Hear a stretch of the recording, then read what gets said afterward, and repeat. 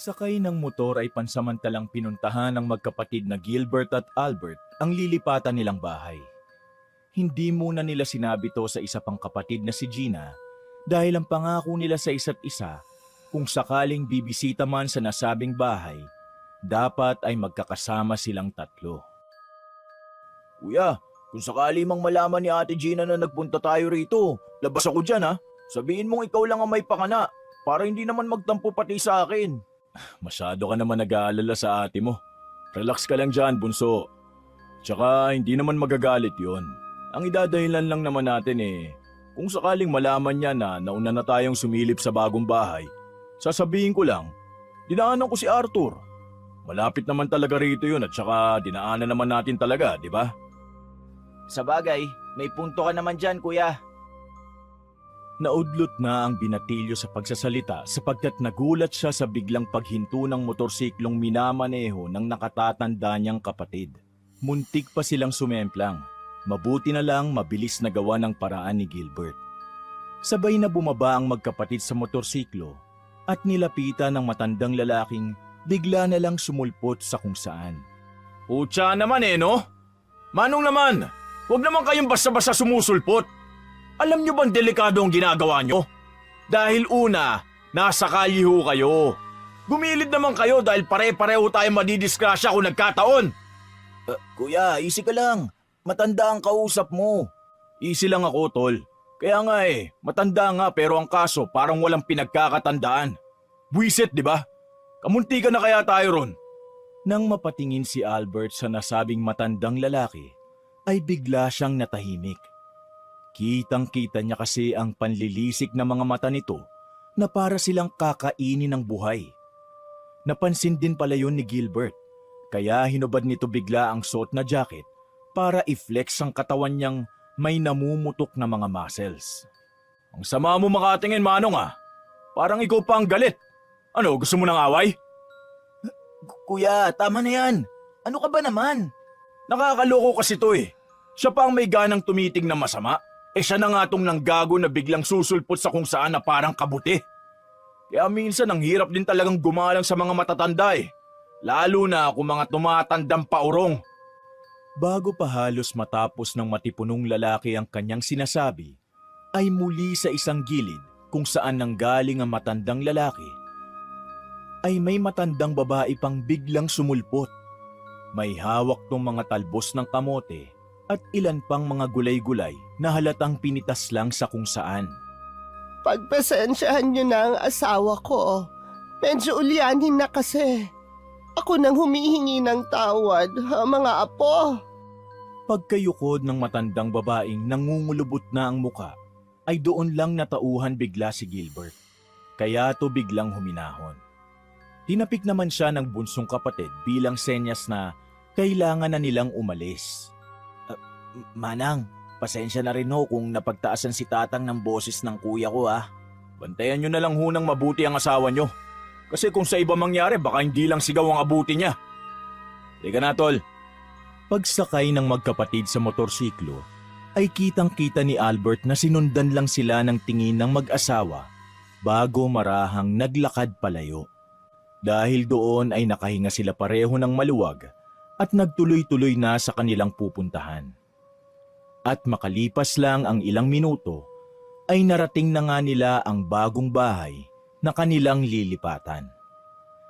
Hindi muna pumasok ang dalawa dahil hindi rin naman nila dala ang susi. Ipinagkatiwala kasi nila to sa nag-iisang babae sa kanilang tatlo. Walang iba kundi kay Gina. Buti na lang maganda ang lote na nakuha natin. Dahil kung hindi, baka hanggang ngayon mainit pa rin ang ulo ko dahil sa matandang pasaway na yon. Tapos kumakatitig pa siya no? Kuya naman, matanda na yun.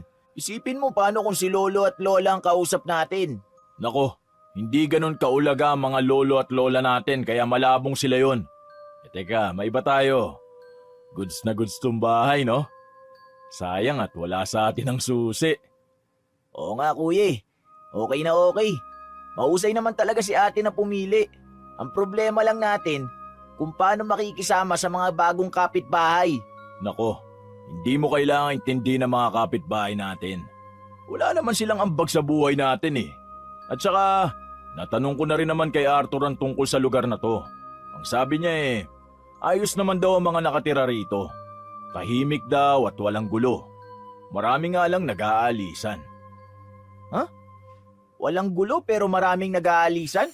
Parang ang conflict naman nun. Aba hindi ko rin alam. Malalaman natin yan kapag nakalipat na tayo rito. Kaya madaliin na natin ang pagliligpit ng mga gamit para naman mapaaga na rin ang lipat natin. Sa totoo lang gusto ko na rin ng bagong ambience. Alam mo naman. Nang magkatinginan ay sabay pa silang napakibit ng balikat bago magkaayaan ng umalis. Dahil tapos naman na nilang masilip saglit ang bagong lilipatan.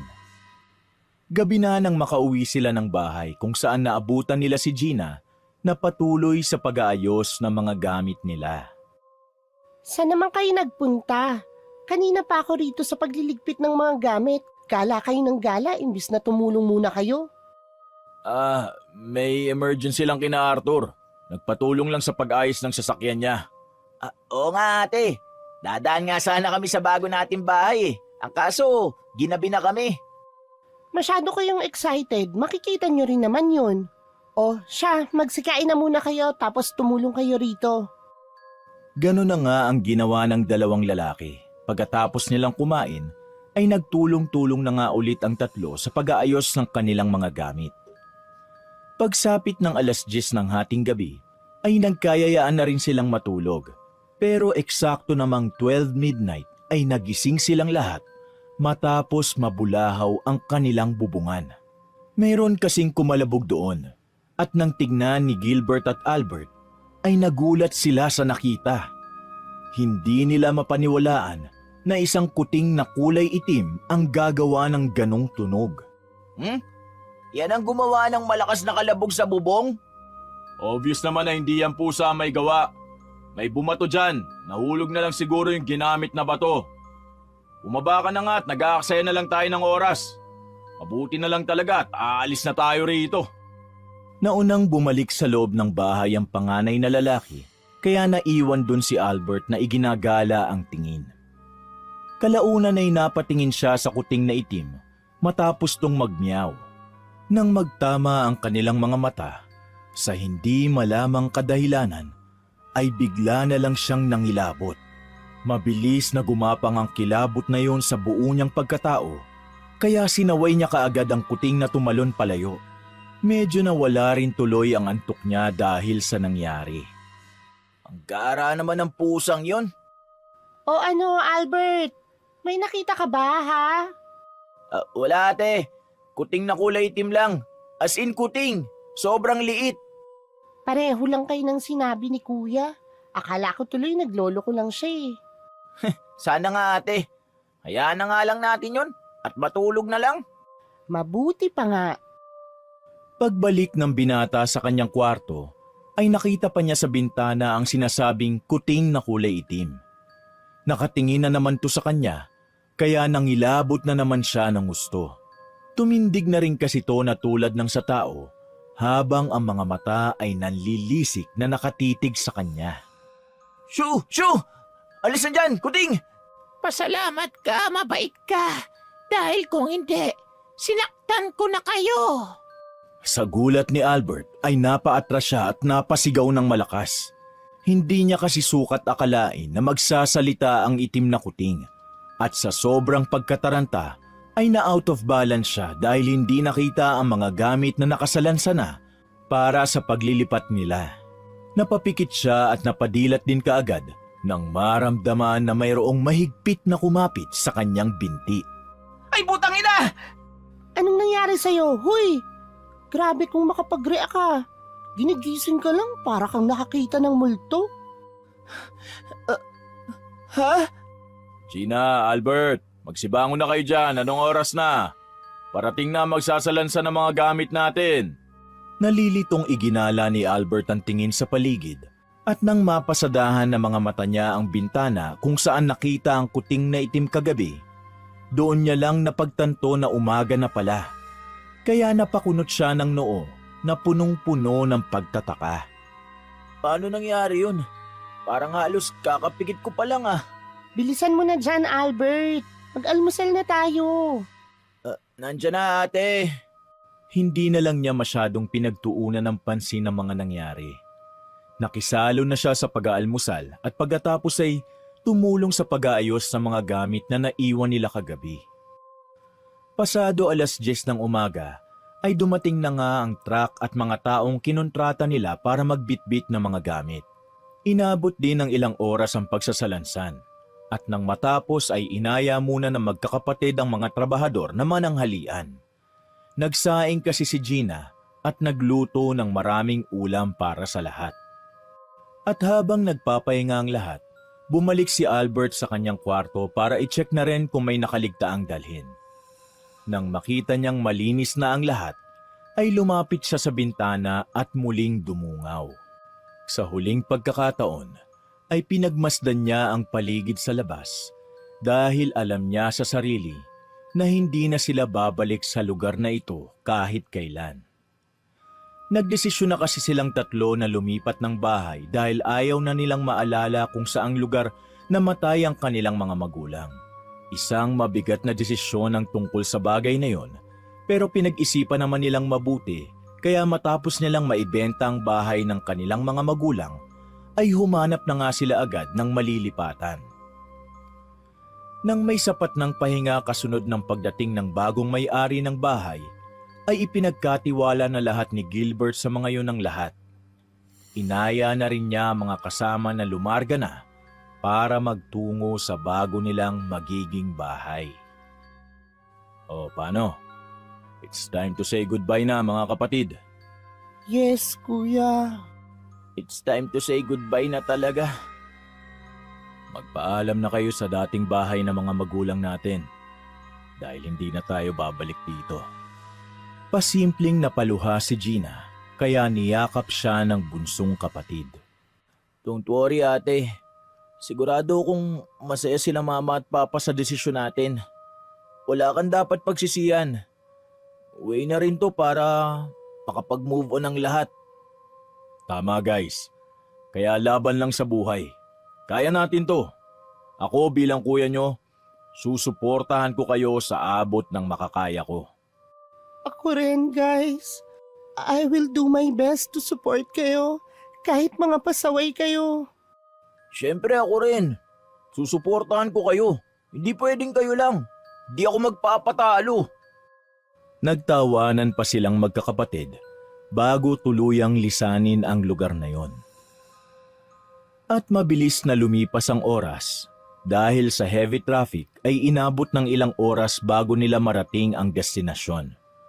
Nauna lang ng ilang minuto ang magkakapatid dahil mayroon silang sariling kotse. Kasunod ni na Gilbert, Gina at Albert ay ang pagdating ng 2 truck na kanilang inupahan para magdala ng mga gamit sa bagong bahay na nabili nilang magkakapatid. Pagpasok nila sa loob ng bakuran, ay namangha ang 2 lalaki nang makita ng tutukan ang bagong bahay. Maganda pala talaga Kuya Gilbert. Nakaka-amaze tong bagong bahay natin. Oo nga, ayos na ayos, malawak ang parking, malawak ang bakuran. Oo naman, syempre. Pipili ba ako ng bahay na hindi tayo magiging komportableng lahat? Ay, Albert, pakitulungan akong buksan ng gate, nandyan na yung mga truck. Sumunod kaagad ang pinakabunso at nang mabuksan na ang gate, ay tinapik-tapik niya ang likuran ng truck na dahan-dahang pumapasok sa loob ng bakuran. Pagbaba ng mga workers ay sabay-sabay naman pumasok ang magkakapatid sa loob ng bahay, dala ang mga supot na bitbit nila nang mapadaan sa drive-thru kanina. Magmerienda na muna tayo, guys, bago magbaba ng mga gamit. Oh, merienda na muna raw guys, sabi ni Madam. Bahala kayo guys ha. Uubusin niya yan lahat kapag di nyo kagad kinain. Sabay-sabay na nga silang kumain ng burger, fries, spaghetti at soft drinks. Nang matapos na ay sinimulan na ng mga inupahan nilang trabahador ang pagbababa ng mga kagamitan sa truck. At habang abala mga inupahan nilang kalalakihan, ay saglit na lumibot ang tatlo sa kabuuan ng bago nilang bahay. Malawak ang kanilang salaset at bawat sulok ay mayroong lagusan. Sa bandang kanan ay ang parte ng main entrance ng bahay. Sa bandang kaliwa naman ay pintuan papunta sa dining at kitchen area. Sa bandang likuran ay ang laundry area, shower room at common comfort room. Tagusan ito sa kusina at palabas papuntang likod bahay. Sa kabilang gilid malapit sa main entrance ay naroon ang hagdan pataas kung saan may 2 kwarto at malawak na terrace na tagusan din sa nasabing mga silid. Sa ibaba, sa bandang ilalim ng hagdan, ay may 2 pang magkadikit na kwarto at isang storage room. Namangha ang magkakapatid pagkakita sa pagkakatayo ng bahay dahil nga bukod sa magandang disenyo, malawak, maaliwalas at meron ding malawak na space sa likod ng bahay. Pero luma na ang pader doon at may crack na, kaya kita ang labas. Ito palang sasabihin ko sa inyo na medyo flaws nitong bahay, itong likuran. Bukod sa matitibag na ang bakod, medyo gubat-gubat na sa labas at matatayog ang puno. Hindi naman problema yan. Kapag nakuha ko na yung loan ko this month, ipapaayos natin yan. Oo nga ate, okay lang naman yan eh. Teka, may kubo ba sa banda ron? Parang medyo mapuno o magubat na ron ah. Sabay-sabay silang napatingin at nagulat, lalo na si Gina, sapagkat ngayon niya lang din nakita ang nasabing kubo. Parang ngayon ko nga lang din napansin ang kubo na yan. Ay, oo, naalala ko na. Hindi ko lang napagtuunan ng pansin. Sabi ng dating owner nitong bahay, may kapitbahay nga raw pala sila. Siguro yan nga ang bahay na yun dahil wala naman tayong mga katabing bahay eh. So malamang may tao nga dyan sa kubo. Hayaan mo sila, as long na hindi sila manggugulo sa atin. Tama. Uy, ano bang puno yung nasa bandang gilid? Ang sabi sa akin ni Mrs. Gigi, Nara tree daw yan eh. Nara tree? Yung national tree natin? O pwede nating tayuan yan ng treehouse oh. What do you think guys? Kung may budget ka, why not? Agree ako kay Kuya Gil. Pero kapag ako nagka-budget, gusto ko rin sanang magtanim rito ng eucalyptus tree para maging mabangong paligid. Masarap ang amoy ng puno na yun eh. Kaso parang mahal yata. Good idea. Basta ang usapan, kung may budget kayo at may gusto kayong gawin sa bahay na ikagaganda, hindi ko naman tututulan. Katulad niyang bakod. Possible next month, maipagawa ko na. Okay, sa treehouse ako sa Nara. Sa eucalyptus tree naman ako. Napakibit lang ng balikat ang panganay sa magkakapatid habang patuloy na iginagala ang tingin. Sa tingin mo, Gina, bukod sa treehouse at eucalyptus, ano pang magandang ilagay natin dito sa likod bahay? Kung ako kasi ang tatanungin, parang gusto ko kasi sana na maglagay ng mga couch dito tapos magpapagawa ako ng gazebo dyan sa pinaka-center para may tambayan tayo. Para kapag bumisita na rin si Mitch, meron kaming hangout place. Pati na rin ang mga bisita nyo, syempre. Wow, I like the idea ah. Kung may malaki nga lang tayong pera, magandang magpagawa ng swimming pool kahit maliit lang. Diba guys? Para sa akin lang ha. Di advisable kasi sa dami ng puno rito sa likod ng bahay, plus magdadagdag ka pa ng mga eucalyptus, magiging makalat ang swimming pool. And besides, wala naman tayong malaking pera. Gazebo na tambayan, treehouse ang medyo makatotohanan. Isama na rin natin yung paborito mong puno, efficacent tree. Eucalyptus, hindi efficacent. Dahil doon ay nagtawanan silang tatlo habang nangangarap sa mga ipagagawa nila sa bagong bahay. Kuya, hindi mo ba isasabay ang treehouse sa pagpapagawa ng bakod dito sa likuran? Oh, ay bakit ko naman isasabay? Ikaw may trip nun kaya ikaw mag-provide. Kakasabi ko lang kanina para ka namang others. Natigilan na ang tatlo sa pagkukwentuhan dahil mula sa labas ng kanilang bakuran ay nakita nilang nagliwanag ang loob ng kubo, senyales na meron ng tao sa loob. Oh, nagbukas na yung ilaw ng kapitbahay natin guys. Na-curious tuloy ako kung ilan ang mga kapitbahay natin dyan eh. Alam mo, Gina, huwag kang makyuryo sa mga taong ganyan. Kadalasan yan yung mga taong kalye na nagtayo lang na mababahayan sa kung saan-saan. Mamaya mga kawatan pala yan, di natin alam. Dapat mamaya yung sirang pader, harangan natin pansamantala. Dahil baka mamaya pasukin na lang tayo ng mga nandyan.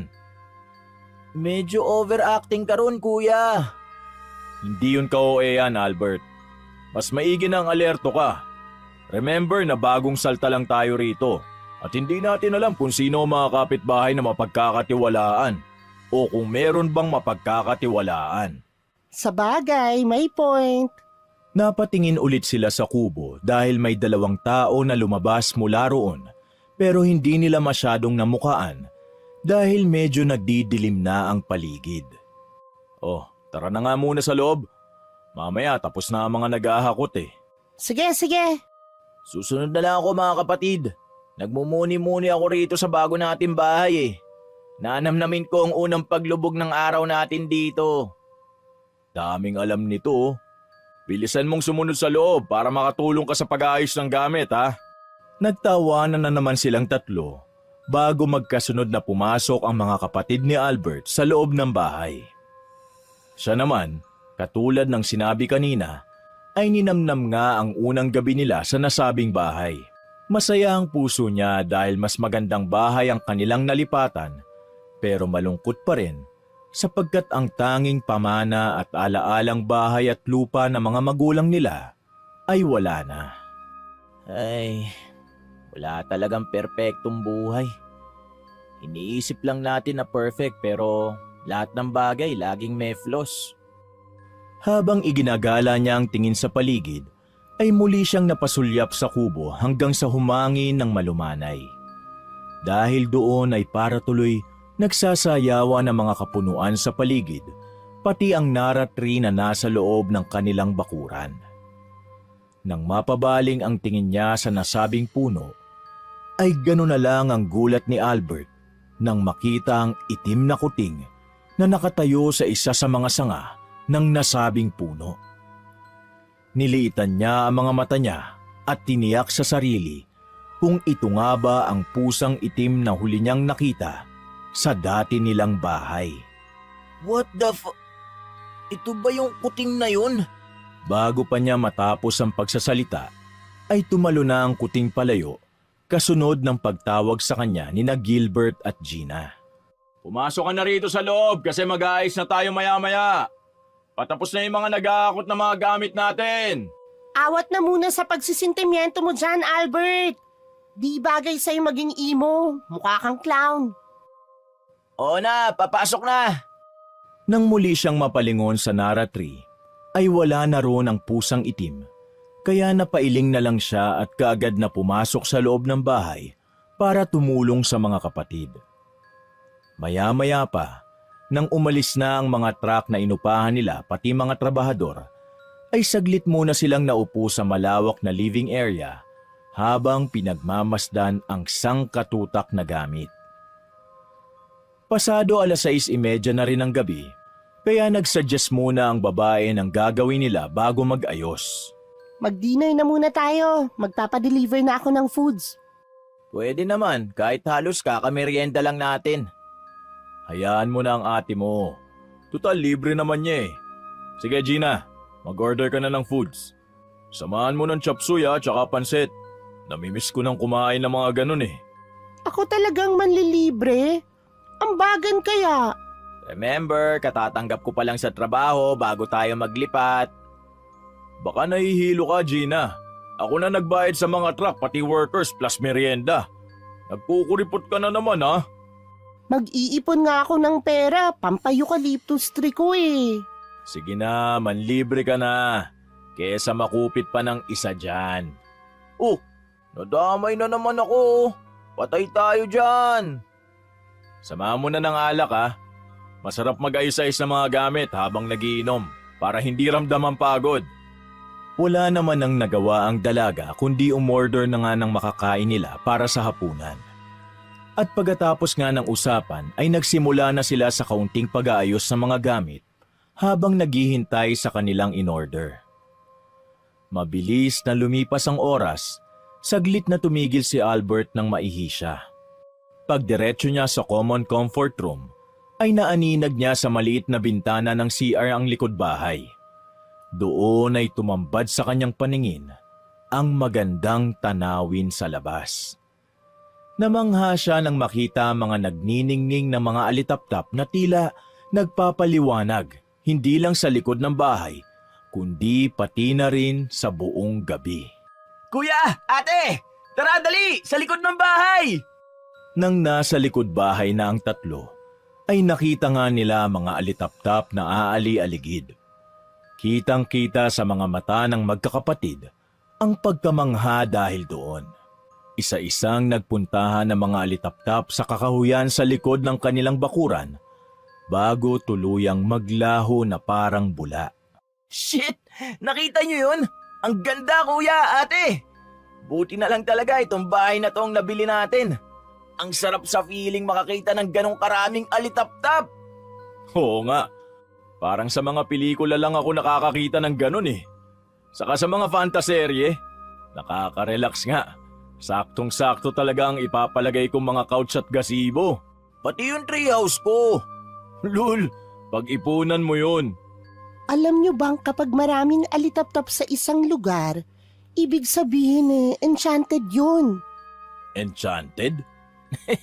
Kakanood ni ate ng Encantadia, kaya ganyan. Napatawa ng bahagya ang panganay habang ang dalaga naman ay napaismid lang sa sinabi ng bunsong kapatid. Oh, wala nang mga alitaptap. Magsipasok na tayo sa loob. Hindi talaga tayo matatapos ng mabilis kung pahinto-hinto tayo. Sinundan ng tingin ng dalawang lalaki ang kapatid nilang babae hanggang makapasok to sa loob ng bahay. Nang mawala na sa paningin nila, ay napangiti na lang sa isa't isa at saka sumunod dito. Nang nasa loob na ulit sila ng bahay, ay nagkanya-kanya na muna ulit sila ng pag-aayos. Kinuha nila sa sala ang sarili-sarili nilang mga gamit at inalagay na nga ito sa kani-kanilang kwarto at pagkatapos ay nagkanya-kanya sila ng pag-aayos sa kanilang mga silid. Mabilis na lumipas ang oras, eksakto 8:30 ng gabi. Habang abala ang tatlo sa pagpapaganda ng kani-kanilang kwarto, ay biglang tumunog ang doorbell, senyales na dumating na nga ang nagdi-deliver ng pagkain. Lumabas si Albert mula sa kwarto na nasa second floor. Dumungaw siya sa katabing silid kung saan nakita niya ang ate Gina na abala rin sa pag-ayos. Ate, narinig mo ba na may nag-doorbell? Oo, pakikuha na lang sa baba dahil baka yung order na natin yung foods. Paid naman na yun eh. Okay, sige. Patakbong bumaba ang binata at nagtungo sa gate para kunin na nga sana ang order nilang pagkain para sa hapunan. Nakita pa niyang dumungaw sa kanya ang Kuya Gilbert niya habang nagpapatuloy sa ginagawa nito. Pagbukas ng binata ng gate, ay wala naman siyang nakitang delivery guy. Kaya nagtaka siya. Lo, ano kaya yun? Lakas trip ah. Tapos wala pa pala. Sumili pa siya ng pakaliwa at pakanan kung may tao, pero wala talaga siyang nakitang kahit sino. Kaya ang ginawa niya ay bumalik sa loob ng bahay na dismayado ang mukha. Oh, ano yun? Akala ko nandyan na yung magdi-deliver ng pagkain natin eh. May narinig ka ba nag-doorbell? Wala. Ayos ba ang doorbell? Ayos daw sabi ni ate eh. Kapag may nag-doorbell kuya, ikaw nang kumuha ng pagkain ha. Mas malapit ka naman eh. Okay, sige. Pagbalik ng binata sa ikalawang palapag, ay sinalubong siya ng dalagang nagugutom na rin.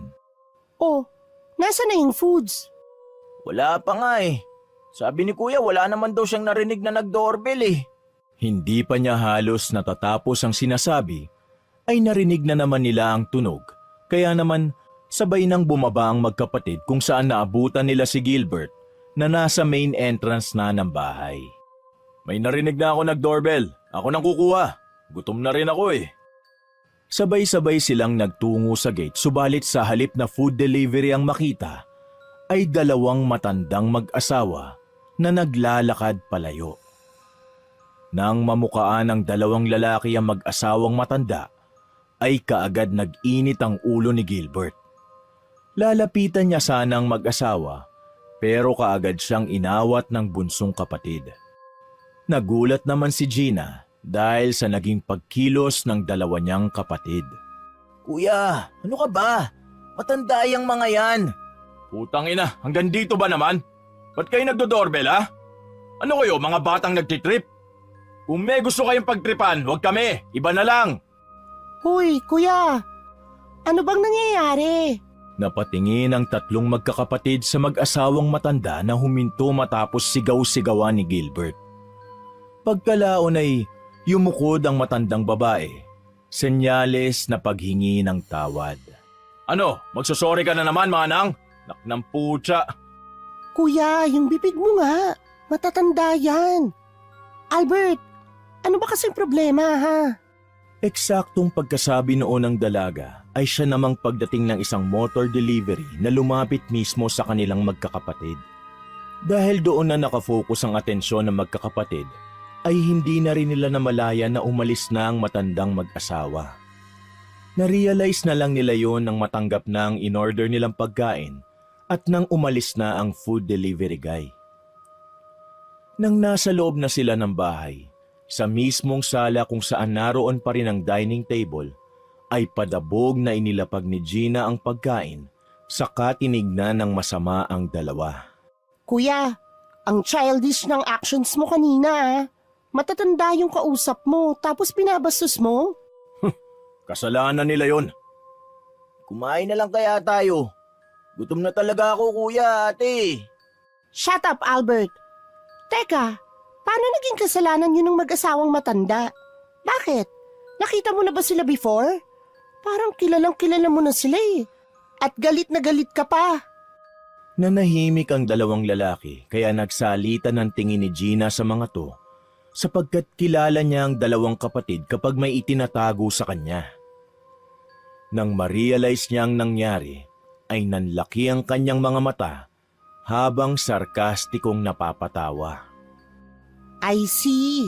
Right after niyong pumunta kay Arthur, dito kayo dumiretso tapos nakaengkwentro niyo yung mag-asawa. Yes, ate. Sumilip lang naman kami sa gate dahil wala kaming susi. Tsaka, pabigla-bigla kasing sumulpot yung matandang yun. Muntikan patuloy kami madisgrasya kahapon. Alam mo kuya, hindi naman ako galit dahil hindi niyo sinabi na sumilip na pala kayo rito sa bahay. Ang kinaiinis ko ngayon ay yung actions mo towards sa mag-asawa. Show some respect naman. Kahit mali sila, still matatanda pa rin sila. Then why the hell sila nagdo-doorbell? Ano, nagtitrip? Hindi naman tayo sure na sila yon. Sila lang naman ang tao sa labas. You know what, guys? Kumain na tayo at namabusog na tayo. At kapag busog na, pwede na ulit tayo magtrabaho habang umiinom kesa pinagtatalunan ng nonsense na bagay. Dahil sa sinabing yun ni Albert, ay hindi na umimik ang mga nakatatanda niyang kapatid. Kumain na lang sila ng hapunan na sa unang pagkakataon ay napakatahimik. Hindi kasi sila ganon kapag magkakasama sa hapagkainan. Nang matapos ng kumain ng hapunan, ay nagkanya-kanya na ulit sila hanggang sa makita na lang ni Gilbert mula sa terrace na hinahatak ng kuya niya ang mga sofa papunta sa likod ng bahay. Pagkatapos nun ay umakyat ito sa ikalawang palapag at nagtungo sa kwarto ni Gina kaya sumunod doon si Albert. I'm sorry kung naging asal kalye ako sa dalawang matanda. Magsusorry ako sa kanila kapag nakita ko sila ulit. Let's go na muna sa likod at magpahinga na. 10:00 na rin kaya uminom na muna tayo ng alak para pampatulog. Ngumiti lang si Gina habang si Albert naman ay inakbayan ng mga kapatid. Cheers to our new house, my kuya at ate. Sabay-sabay silang bumaba at nagpunta sa likod bahay para mag-inuman. Pagkatapos magtama ang mga boteng hawak nila, ay nagsimula na ngang umikot ang tagay. Naging masaya sila ng gabing yon at nakatulog ng walang hinanakit sa bawat isa katulad ng itinuro sa kanila ng mga magulang na nakasanayan na rin nila. Pasado 3:00 ng madaling araw ay nagising bigla si Albert matapos manakit ang kanyang pantog. Senyales na siya ay naiihi na.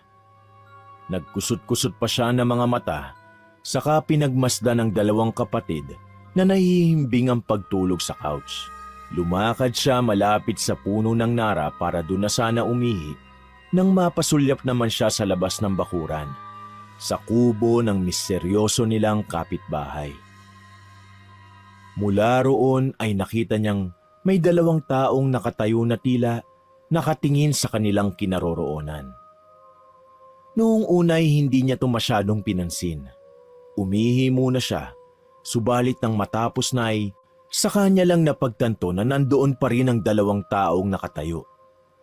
At katulad kanina, nakatingin to sa kanila, kaya napakunot noo siya at pinagmasdan ng mga to. Tila nawala ang kalasingan at antok niya nang maunawaan kung sinong 2 kapitbahay na nakatira sa isang kubo. Walang iba kundi ang matandang mag-asawa na kung saan ay mainit ang dugo ng kuya niyang si Gilbert. Teka, sila yung mag-asawa. Natigilan siya nang mapansin at marinig na tila may kung anong ibinubulong sa hangin ng mag-asawa. Hindi niya marinig ng malinaw ang mga sinasabi, kaya lumapit siya sa sirang pader at lakas loob na kinausap ang mag-asawa. Meron po ba kayong sinasabi? Pasensya na po pala kayo sa kuya ko ha.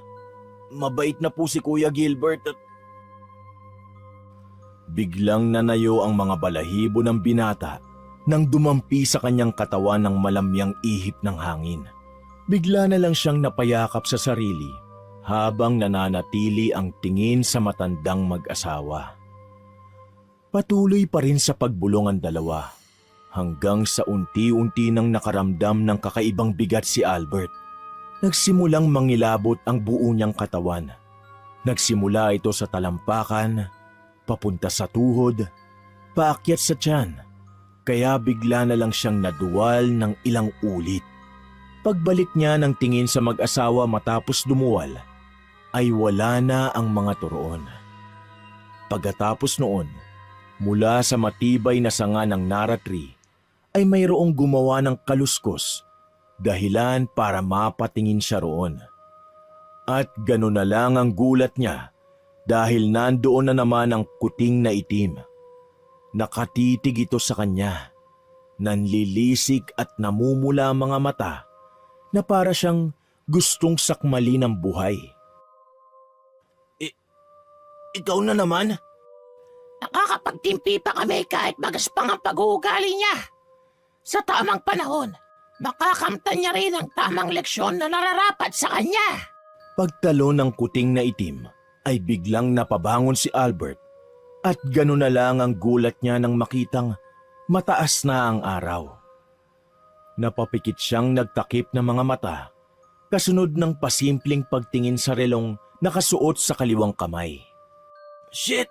Mag-aalas 9 na ng umaga? Doon niya lang din napagtanto na nakahiga na pala siya sa mahabang couch. Oh, buti gising na ang prinsipe. May almusal na rin sa kusina. Kumain ka na at baka magutom ka. Paano ako napunta rito, ate? Abay, malay ko. Pagkagising ko, nandyan ka na eh. Si Kuya Gil. Nandun sa kwarto niya, magpapahinga raw muna siya. Maaga raw siyang nagising eh. Masakit din yata ang ulo. Bumangon ka na dyan. At kainin mo na yung natirang pagkain kagabi bago pa yung mapani sa Albert. Minaikrowave ko na yon, ubusin mo na. Dahil kumain naman na kami ni Kuya. Kumakamot ng ulo si Albert na naglakad pero pasimple pa siyang napasulyap sa puno ng nara at sa kubo ng matandang mag-asawa na kapitbahay nila. Nakita niya pa ang matandang babae na kararating lang at may dalang supot na naglalaman ng mga gulay. Paglingon sa kanya ay umiwas siya ng tingin bago tuluyang pumasok sa loob ng bahay. Nang nasa kusina na siya at nag-aalmusal, ay muli niyang naalala ang nangyari kaninang madaling araw. Kaya saglit siyang natigilan sa pagsubo ng pagkain. Nakita ko na naman yung kuting na itim. Panaginip lang ba yun o totoo? Langya, paano ako napunta sa couch? Ang alam ko talaga, umiihi ako tapos nakita ko yung matandang mag-asawa na kapitbahay pala namin. Natigilan siya sa pagsasalita ng maalalang nakita kaninang madaling araw. Kung paanong bumulong-bulong ng kung ano-ano sa hangin ang matandang mag-asawa. Nangilabot na naman tuloy siya at pasimpleng napayakap sa sarili. Ano kaya ang binubulong ng mga yon? Sa totoo lang, nakakatakot sila kagabi. Para silang mga... Tindi naman ang kapatid ko talaga.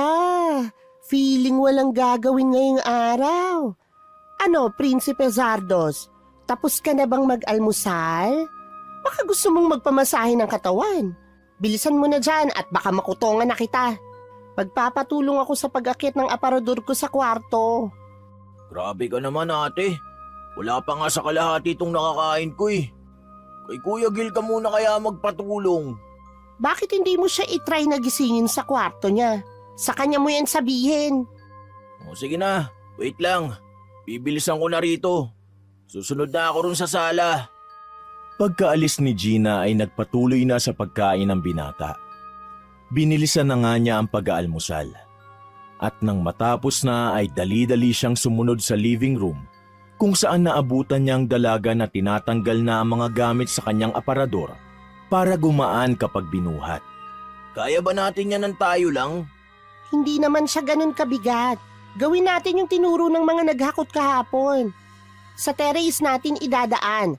Aalalay ako rito sa baba basta itali lang ng mahigpit. Okay. Si Kuya ba? Mas okay sana kung katulong siya para sigurado. Pakisilip mo na nga muna sa kwarto niya. Sabihin mo na rin magpapatulong tayo. O sige, wait lang te. Dali-daling tinungo ng binata ang silid ng kanyang kuya. At dahil sa hindi nakalakang silid, pumasok na kaagad siya at kinumusta si Gilbert. Kuya, ano? May hangover ka pa? Papatulong sana kami ni Ate Gina na iakyat yung aparador niya sa taas. Aalalay ka lang naman. Medyo masakit pa talaga ang ulo ko. Hindi naman marami ang ininom ko. Pero parang ang bigat-bigat ng katawan ko ngayon. Baka sa pagod yan. Ano? Tara na! Sige, wait lang. Susunod na ako sa labas. Pagbalik ni Albert sa sala ay tumulong na siya sa pagtulak ng aparador papunta sa labas ng bahay. Siya na rin ang nagtali ng maigi para kapag hinila na ito pataas ay walang maging problema. Paglabas ni Gilbert sa kwarto ay nagpaalam naman na si Albert na aakyat na sa terrace para maghintay ng signal. Senyasan nyo na lang ako, kuya, ate. Kung pwede nang hilahin, ha? Okay, sige. Nang nasa balkonahin na, ay pumalakpak ng mahina ang binata, senyales na ready na siya. Okay na, tol. Kaya mo bang hilahin, ha? Baka need mo pa ng tulong. Sige, kuya, ate. Hilahin ko na. Marahang hinila ni Albert ang lubid. Hanggang sa mga lahati na ang aparador, ay napahinto siya saglit sapagkat nakita niya mula sa labas ng bahay ang mag-asawa nilang kapitbahay na marahang naglalakad. Nang magtama ang mga mata nila, ay gano'n na lang ang namayaning takot sa puso niya na hindi niya rin maintindihan kung bakit. Kamuntikan niya tuloy mabitawan ng lubid. Mabuti na lang ay nakaalalay ang kuya at ate niya sa ibaba. Uy, Albert! Ano nangyari? Hinahatak mo ba? Be careful naman, Albert. At baka mabagsakan mo pa kami ni Kuya. Sorry, nadulas lang. Ito na, hinahatak ko na ulit. Alalay lang kayo dyan, ha? Habang sinasabi niya yon, ay kitang-kita naman ng mga mata niya kung paanong bumubuka ang bibig ng mag-asawa habang nakatingin sa kanila. Dahil tuloy doon ay naalala na naman ni Albert ang pagbulong-bulong ng mga to Kaninang madaling araw. Paglabas ng matandang mag-asawa sa kanilang bahay, ay bigla na lang nilang narinig ang pagsigaw ni Gilbert kasunod ng pagka-out of balance nito. Aray ko, putya! Natumba sa sahigang matipunong lalaki kaya muntik na siyang madaganan ng aparador. Mabuti na lang talaga ay nahigit ng maigi ng bunso niyang kapatid ang aparador pero nangalay pa rin si Albert. Ano nangyari, kuya? Biglang nanakit ang ulo ko. Tumabi na kayo, hindi ko na kayang pigilin. Ang sakit na ng kamay ko. Parang mapuputol na ang daliri ko, bilis! Kasabay ng pagkakasabi niyang yun ay ang pagbitaw niya sa lubid na nagdire-diretso sa kanyang kamay, dahilan para masugatan yun. Sa kabutihang palad, pagbagsak ng aparador sa sahig ay nakaurong na sina Gilbert at Gina, kaya nang sumilip doon ang bunso nilang kapatid ay ang nasirang aparador na lang ang nakita nito. Shit! What the hell happened? Dahil sa mga nangyari ay natigil ang paglilinis nila. Bukod sa matinding pananakit ng ulo ni Gilbert, ay nagdugo rin kasi pareho ang mga palad ni Albert matapos gumasgas dito ang makapal na lubid. Pagkatapos mananghalian ng tatlo, ay tumambay sila sa kwarto mismo ng panganay at doon nag-usap-usap. I'm so sorry, guys. Hindi talaga magandang idea ko kanina dahil masama pang pakiramdam ni Kuya. Tapos ikaw, Albert, hindi mo naman kayang hilahin ang aparador ng mag-isa lang. Nasugatan ka patuloy. Dapat talaga umupa na lang ako ng taong capable eh. Wala nang sakit ng ulo ko pero parang nangihina pa rin ang katawan ko. Para akong tatrangkasuhin na ewan eh. Medyo namumutla ka nga, kuya eh. Sure kang hangover lang yan, Kuya? Oo naman. Sure na sure ako, siguradong hangover lang to. Kailangan ko lang ng sapat na tulog. Magpa-check up ka kaya? Overacting ka talaga. Hangover nga lang eh, pa-check up ka naman. Ang malas naman ang unang araw natin dito sa bagong bahay. Hindi kaya may kinalaman to sa mga alitap-tap kagabi? Sinabi ko naman sa inyo kagabi, di ba?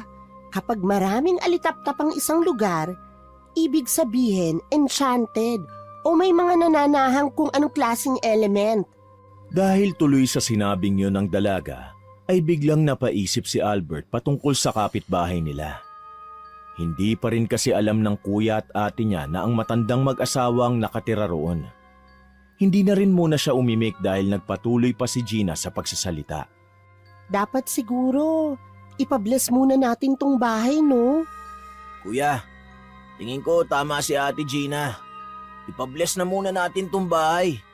Kasi di ba sabi ng may-ari, almost 2 years nang hindi natitirahan to? More on bakasyon lang sila. Once in a blue moon, kumbaga. Baka nga mamaya, hindi ko naman sinasabi ang sinasabi ni ate na dahil sa alitap-tap ah. Kasi di ba, kapag ang isang bahay inabandona, posible talaga na may tumitira. Itong mga kapatid ko talaga. Dahil yan sa kakanood nyo ng Encantadia eh. Tapos yung isa naman, kaka-paranormal activities. Bilisan natin ng pag-ayos ha. Dahil sa Sunday, ipapabliss na talaga natin tong bahay. Kailangan bago ipabliss, maayos ang bahay dahil cleanliness is next to godliness. Wala ring saysay kung magpapabliss tayo ng bahay na makalat dahil baka sa halip na pumasok ang grasya, lumayas lang. Napaangat na lang ng kilay sina Gina at Albert habang ang kuya nila ay dumapa na at tumalikod sa kanila. Eh anong gagawin natin, Kuya? Kung pareho kayong hindi makakilos ngayon ni Albert. Oo nga naman. Magpahinga na muna tayo pare-pareho. At wala munang magsashot hanggang hindi natatapos ang paglilinis. Ikaw nga may pakana ng alak kagabi. Tama!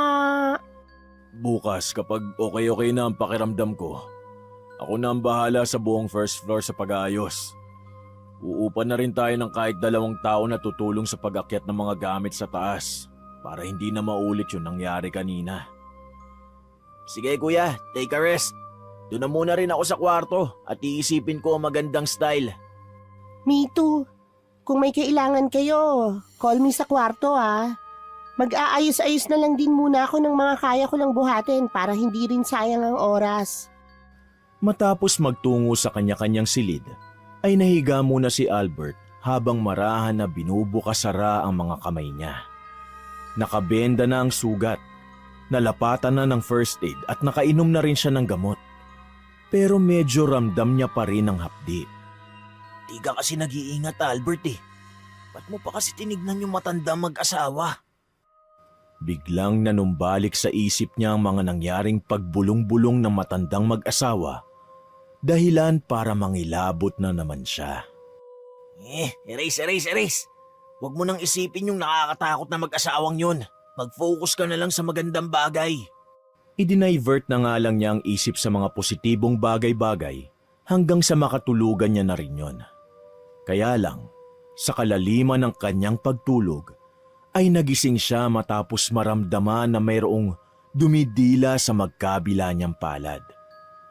Pagmulat ng mga mata, ay nakita niya ang dalawang kuting na itim na siyang may gawa ng mga pagdila-dila. Dahil doon ay napabalikwas siya ng bangon at napaatras hanggang sa makorner siya sa pinakadulo ng kama. Nagkusot siya ng mga mata sa pagbabakasakaling namamalikmata lang, pero hindi nawala ang dalawang kuting. Tumingin din siya sa relo sa kaliwang kamay at nakatutok yon sa 3:30 ng hapon, pero hindi umiikot ang seconds. Hindi dapat matakot ang mababait na tao dahil alam nilang wala naman silang ginagawang masama. Pasensya na kung pati ikaw ay nadamay sa pagbibigay ng leksyon. Sa sobrang pagkabigla, ay hindi kaagad nakakilos ang binata. Kaya hindi niya namalayang nakalapit na ulit ang dalawang kuting na itim sa kanya at nagpatuloy sa pagdila ng kanyang mga palad. Nang mapagtanto niya ang bagay na yon, ay inangat niya ang dalawang kamay at tumayo sa kakabadong pinagmasdan ng mga hindi pangkaraniwang hayop. Sino ba kayo? Anong klaseng nilalang kayo? Bakit ayaw niyo akong lubayan? Please, umalis na kayo. Sino na naman ang pinapaalis mo ha? Pagmulat ng mga mata, ay nakita kaagad ni Albert ang kanyang ate nangingisi-ngisi. Kaya nahihiya siyang napabangon sa kama at napaatras. Ganyan na ganyan ka dati nung nagwe-wet dreams ka eh. Ano ba ate? Ba't ka ba nandito? Di kita matutulungan. Kita mo nga yung kamay ko, may sugat pa. Mabilis niyang binukasara ang mga kamay dahil parang gumaan bigla ang pakiramdam niya. Hindi na rin kasi ito kumikirot kumpara kanina. Nawala na yung sakit? Malamang umepekto na ang gamot. Samahan mo ako sa supermarket saglit. Nagbigay si kuya ng pera at bibili tayo ng stocks para hindi na order ng order. Tutulong ka lang naman sa pagtutulak ng cart at hindi kita pagbubuhatin. Ewan ko na lang talaga kung pagbuhatin pa ako ron sa supermarket kapag nakita nila na nakabenda tong dalawa kong kamay. Oh, alam mo naman pala eh. Sige na, magbihis ka na. Hihintayin kita sa baba. Nagpapabili rin kasi si kuya ng gamot. Mukhang nauwi na sa trangkaso. Okay lang ba siyang iwan mag-isa? Oo naman, siya na nga ang nagsabi. Paspas na dyan, bilis! Okay, sige. Maghihilamos lang ako. Pagkalabas ng kwarto ng dalaga, ay kaagad nagtungo sa banyo ng second floor si Albert para makapaghilamos ng mukha. Humarap muna siya sa salamin at nang huhubarin na ang puting damit na suot, ay bigla niyang napansin na naglaglagan ang itim na balahibo mula roon. Kinuha niya ang ilang natirang strand at taimtim tong pinagmasdan. Nang masigurong balahibo to ng pusang itim, ay mabilis na nangilabot ang buo niyang katawan. Para siyang namanhid habang nakatingin sa salamin at pinagmamasdan ang sariling refleksyon. Bigla na lang din nag-sink in sa utak niya ang mga sinabi ng pusa kanina lang. Nang mapatingin pa siya sa relo, ay doon niya lang din na-realize na kanina lang nangyari ang lahat dahil mag-aalas 4 pa lang ng hapon. Hindi dapat matakot ang mababait na tao dahil alam nilang wala naman silang ginagawang masama. Pasensya na kung pati ikaw ay nadamay sa pagbibigay ng leksyon. Utang ina, totoo mga kuting na itim. Ano, Albert? Magme-makeup ka pa, ha?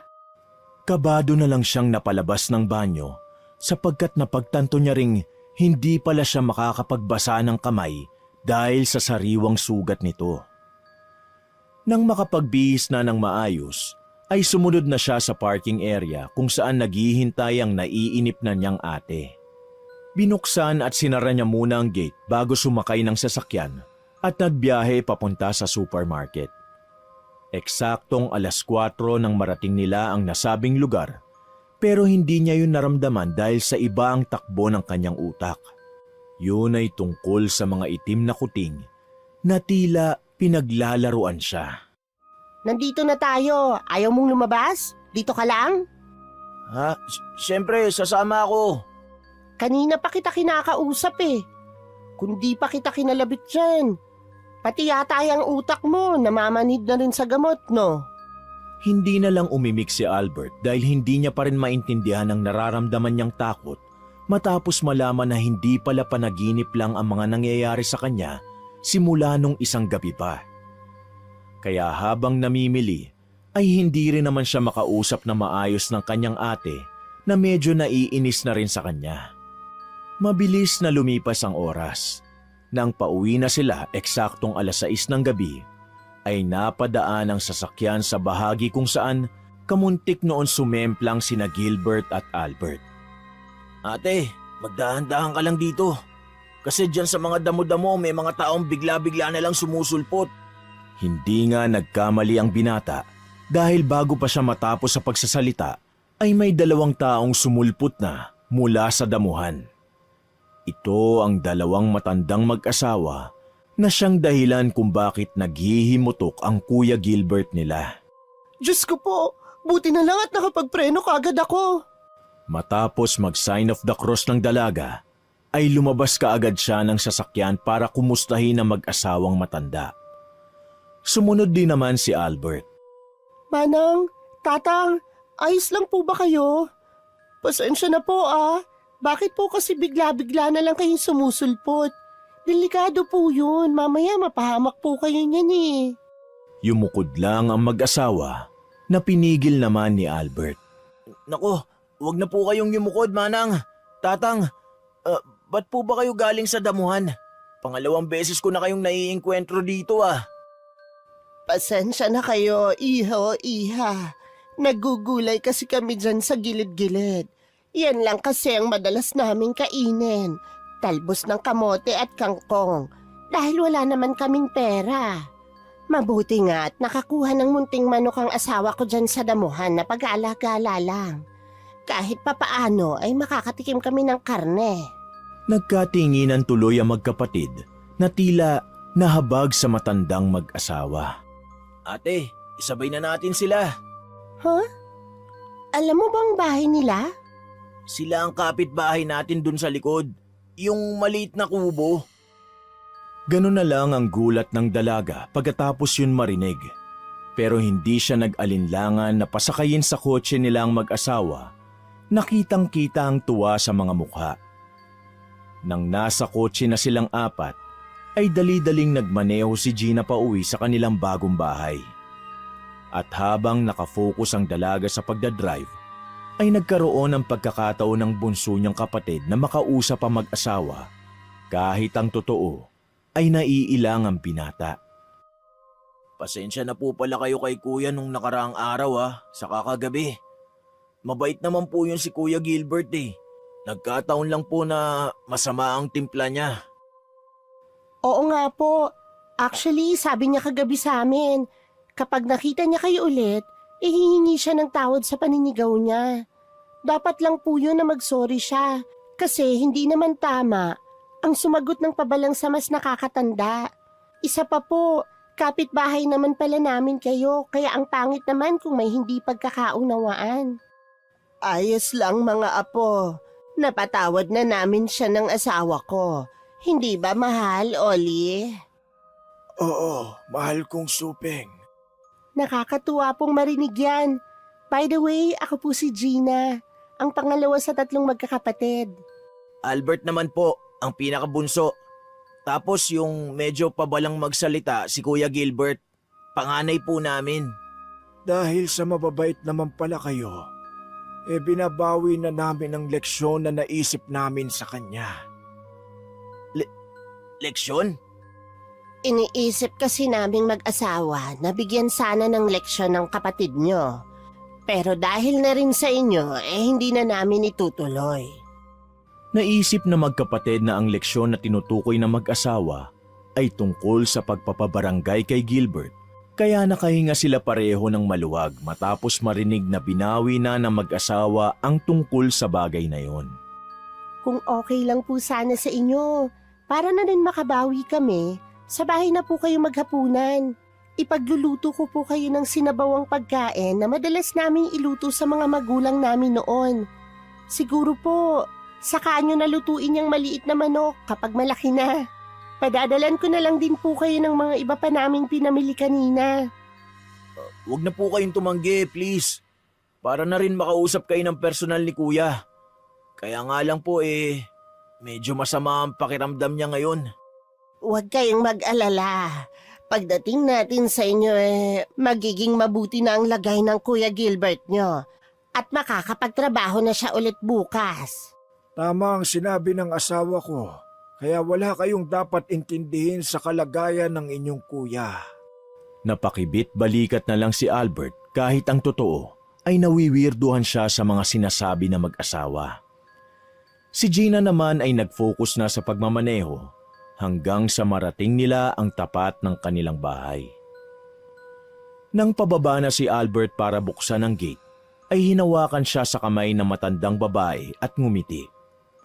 Dahil sa mga ngiting yon, ay nakaramdam ng kakaibang enerhiya ang binata na hindi niya alam kung nakakatakot ba o nakaka-relax. Bakit ba nakabenda ang mga kamay mo? Wala ka namang sugat.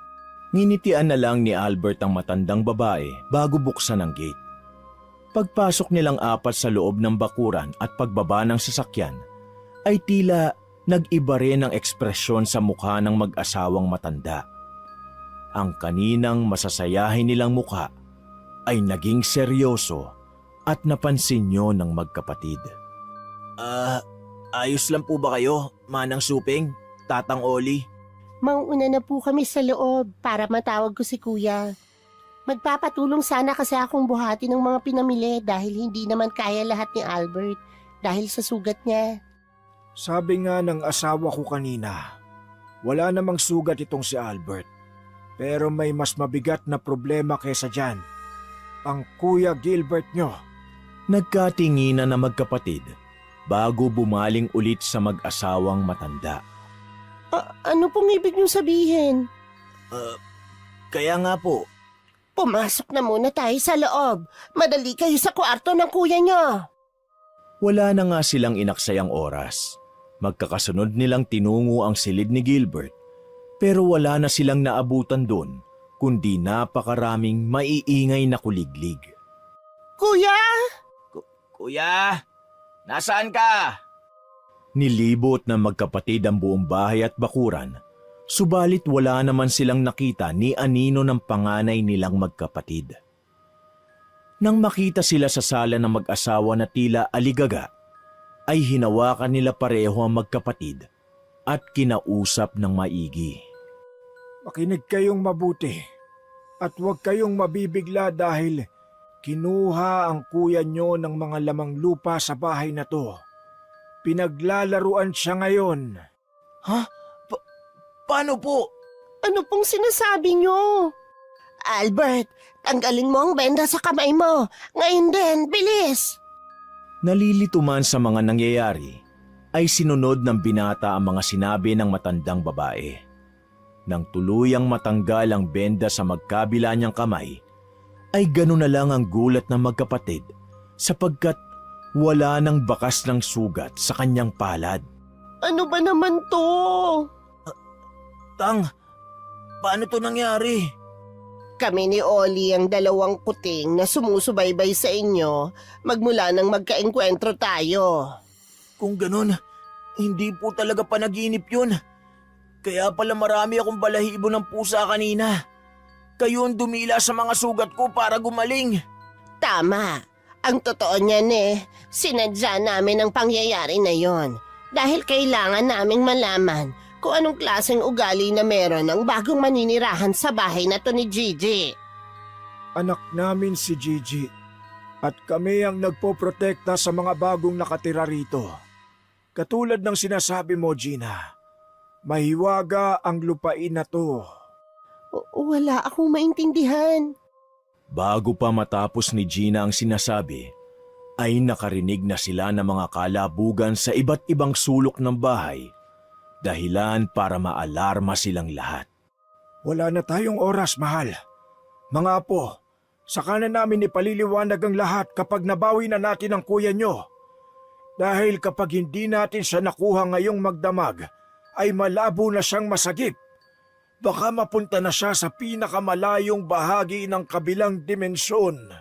Kahit nalilito at tila walang maintindihan sa mga nagaganap ay nagtiwala na lang ang magkapatid dahil alam nilang wala silang magagawa, lalo na kung patungkol sa mga hindi pangkaraniwang bagay. Magtiwala kayo sa amin. Katulad ng sinabi namin kanina, magiging okay ang Kuya Gilbert niya. Pagkatapos sabihin nyo ng matandang babae, ay tumalim ang mga mata nito at nag-iba ang aura bagong muling magwika. Oli, kunin mo ang buhay na manok. Padali ka! Habang kinukuha ng matandang lalaki ang nasabing manok, ay nagsimulang bumulong ng mga kakaibang salita si Manang Suping. Nang marinig yun ng magkapatid, ay napayakap sila sa isa't isa habang nakatayo sa isang sulok at naghihintay ng kung ano pang mangyayari. Ate, yan yung mga salitang naririnig ko sa kanila. Natatakot ako. Sana maging ayos lang si kuya. Magiging ayos lang siya kung tatatagan niyo ang loob niyo. At manalangin din kayo dyan ng tahimik. Pagkatango ng magkapatid, ay nagpatuloy ang matandang babae sa pagbigkas ng kanyang ritual. Terra elementa, aqua elementa, air elementa, ignis elementa, et elementa quae me odiunt. Terra elementa, aqua elementa, air elementa, ignis elementa, et elementa quae me odiunt. Terra elementa, aqua elementa, air elementa, ignis elementa, et elementa quae me odiunt. Terra elementa, aqua elementa, air elementa, ignis elementa, et elementa quae me odiunt. Terra elementa, aqua elementa, air elementa, ignis elementa, et elementa quae me odiunt. Terra elementa, aqua elementa, air elementa, ignis elementa, et elementa quae me odiunt. Ganun na lang ang takot ng magkapatid nang biglang magpatay-sindi ang ilaw. Pero katulad ng sinabi sa kanila ni Manang Suping, pilitin nilang maging matapang para sa kapakanan ng panganay nilang kapatid. Hawak kamay silang nananalangin ng tahimik habang nagmamasid-masid sa paligid. Oro hac nocte et auxilium tuum peto ut perditum nobis revocet.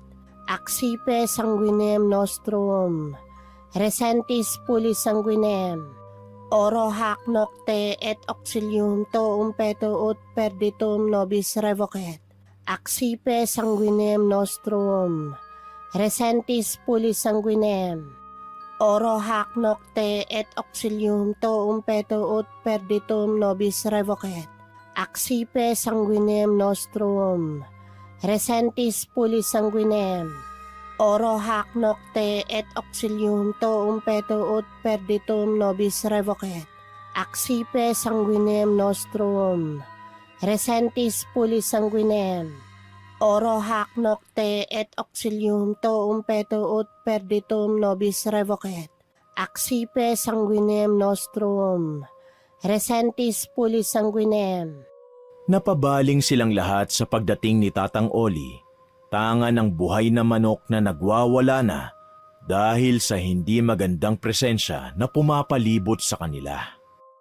Odi queso hac nocte oratione meam. O elementa terrae aquae aeris ignis sunt alia elementa quae odiunt. Queso vocationem meam odi. Odi queso hac nocte oratione meam. O elementa terrae aquae aeris ignis sunt alia elementa quae odiunt. Queso vocationem meam odi. Odi queso hac nocte oratione meam. O elementa terrae aquae aeris ignis sunt alia elementa quae odiunt. Queso vocationem meam odi. Odi queso hac nocte oratione meam. O elementa terrae aquae aeris ignis sunt alia elementa quae odiunt. Queso vocationem meam odi. Odi queso hac nocte oratione meam. O elementa terrae aquae aeris ignis sunt alia elementa quae odiunt. Queso vocationem meam odi. Odi queso hac nocte oratione meam. O elementa terrae aquae aeris ignis sunt alia elementa quae odiunt. Queso vocationem meam odi. Nagpatuloy sa pagpatay-sindi ang mga ilaw hanggang sa humarap ang matandang babae sa kanyang asawa at pasigaw na nagsalita. Oli, patayin mo na ang alay! Pagkasabing yon ay hindi nag-alinlangan si Tatang Oli na baliin ang leeg ng inosente at kaawa-awang manok. Nagtalsikan ng mga dugo nito sa sahig, dahilan din para matutop ni Gina at Albert ang kanilang mga bibig. Habang nangingisay ang manok at tumutulo sa sahig ang dugo nito, ay nagpatuloy sa pagsasalita ang ginang. Sa pagkakataong yon ay nauunawaan na nila ang kung anong sinasabi nito. Mga elemento ng lupa, mga elemento ng tubig, mga elemento ng hangin, mga elemento ng apoy, at ang mga elementong nakaririnig sa akin. Ako'y nananalangin sa gabing to at humihingi ng inyong tulong upang maibalik sa amin ang isang taong nawala. Tanggapin niyo ang alay naming dugo, dugo ng isang sariwang manok. Ipagkaloob niyo na dinggin ang panalangin ko sa gabing ito. O mga elemento ng lupa, tubig, hangin, apoy, at ibang elementong nakaririnig, dinggin niyo po nawa ang aking panawagan. Biglang humangin ng mahina, subalit kakaiba ang hatid nito sa kanilang pakiramdam. Sobrang lamig at nanonood hanggang sa buto na para silang nasa isang malayong lugar. Pagkalaon ay bigla rin itong nawala at muling bumalik ang mainit na pakiramdam at pagkatapos ay si Tatang Oli naman ang nagsalita. Mga elemento ng lupa, mga elemento ng tubig, mga elemento ng hangin, mga elemento ng apoy at mga elementong nakaririnig sa akin. Ako'y nananalangin sa gabing to at humihingi ng inyong tulong upang maibalik sa amin ang isang taong nawala. Tanggapin niyo ang alay naming dugo, dugo ng isang sariwang manok. Ipagkaloob niyo na at dinggin ang panalangin ko sa gabing ito. O mga elemento ng lupa, tubig, hangin, apoy, at ibang elementong nakaririnig, dinggin niyo po nawa ang aking panawagan.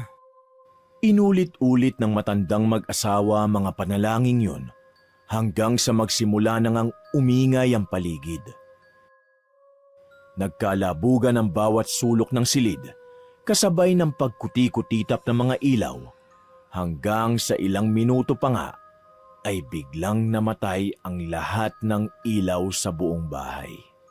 Hindi na napigilan pa ni Gina ang sarili, kaya napatili na siya sa takot at napaiyak habang napayakap na mahigpit sa bunsong kapatid. Ate, magpakatatag ka. Kailangan tayo ni Kuya. Nagpatuloy lang nang nagpatuloy ang mag-asawa sa pagsigaw ng mga panalangin yon hanggang sa nagbalik na naman ang malamig na presensya. Ang mga maiingay na kuliglig na nasa silid ni Gilbert ay nagtipon sa sala at pinagkumpulan ang patay na manok na hawak-hawak pa ni Tatang Oli. Maya-maya pa ay narinig na nila ang malakas na boses ni Gilbert mula sa kung saan. Umiiyak to at humihingi ng tulong sa kanila na halatang takot sa tono ng boses. Gina! Albert! Tulungan niyo ako! Nasaan ako? Nasaan kayo? Bakit sobrang dilim dito at ang daming halimaw? Hinahabol nila ako! Tulong! Parang awa niyo na! Kuya, ililigtas ka namin. Huwag kang mag-alala. Kuya Gil, pakinggan mo ang boses namin. Oli, madali ka na. Abutin mo ang kamay niya. Gilbert, kung nakikita mo ang mga kamay ko, abutin mo ako. Madali ka, Apo. Pagkatapos sabihin nyo ng Ginoo, ay isang nakakakilabot na ugong ang kanilang narinig. Para tong pinaghalo-halong boses ng mga demonyong gustong makakawala sa impyerno. At sa isang kisap mata, ay nakita na lang nilang nakayakap na si Gilbert kay Tatang Oli. Puno ng putik ang katawan niya at nanginginig sa sobrang takot. Nawala bigla ang mga kuliglig pati ang manok at ang kahit anong ingay. Bumalik ang lahat sa normal, kaya agad lumapit ang dalawang magkapatid sa kanilang kuya at nag-iyakan silang tatlo. Anong nangyari? Saan ako napunta? Huwag niyo na akong iiwan pa. Oo, kuya. Promise, Kuya, hindi ka namin iiwan ni Ate. Kinabukasan, nang maging okay na ang lahat, ay ipinaliwanag ng matandang mag-asawa kung sino sila at kung bakit sila nanatili sa kubo kahit pa nasa ibang bansa na ang kanilang anak na si Gigi. Nang maunawaan ng magkakapatid na Gilbert, Gina at Albert na mag-asawang puting mangkukulam ang nakatira sa likod ng kanilang bakuran, ay ginawa rin nila ang lahat para maprotektahan ang sikreto ng mga to. Nagkasundo sila na protektahan ang lugar na yon sapagkat tinuturing tong mahiwaga ng mga nilalang na hindi pangkaraniwan. Wala nang gumambala pang masasamang elemento sa magkakapatid at nabuhay sila ng matiwasay hanggang sa dumating ang panahon na namayapa na rin ang mag-asawang sina Manang Suping at Tatang Oli. Wakas.